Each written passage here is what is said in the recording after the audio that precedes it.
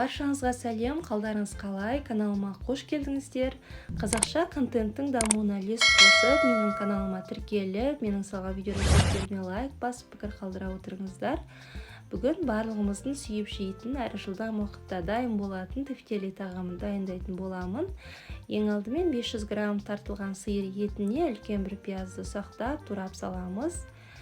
Және тефтелилеріміз шашырап кетпес үшін 100 грамм күрішті алдын ала ыстық суға бұқтырып алып, оны да қосатын боламыз.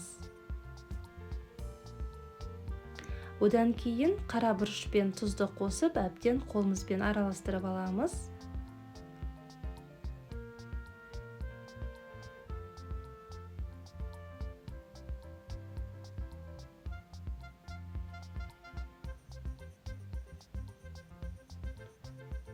Әбден араласқан соң қолымызбен домалатып, осындай дөңгелектер жасап аламыз. Менің каналымның дамуына үлес қосып, осы видео пайдалы болса, ұнаса, поделиться батырмасын басып, осы видеоның таралуына себепші бола отырыңыздар, және каналға да тіркеліп қойыңыздар.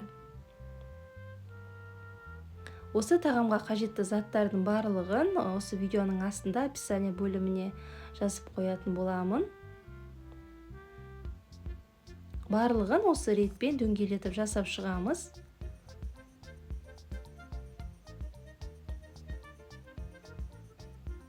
Одан кейін ыдысымызға сұйық майды құйып, бір пиязды ұсақтап турап қуырып аламыз. Содан соң күштен өткен сәбізді салып қуыратын боламыз.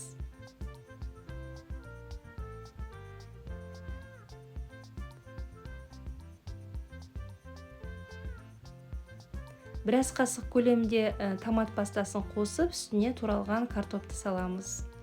Үстіне ыстық суды құйып, тефтелилерімізді салып шығамыз. Дәміне қарай тұз қосамыз. Пешіміздің астын орташа отқа қойып, 25 минут уақыт арасында пісіріп аламыз.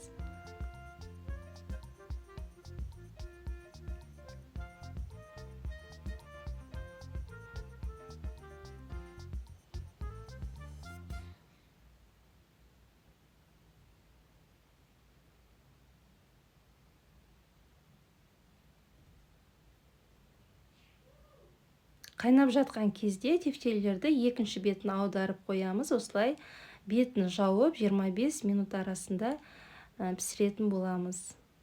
Тефтелилеріміз дайын, ыдысымызға салып ұсынатын боламыз. Міне өте дәмді тағамымыз дайын. Ұнаса лайк басып, пікір жаза отырыңыздар.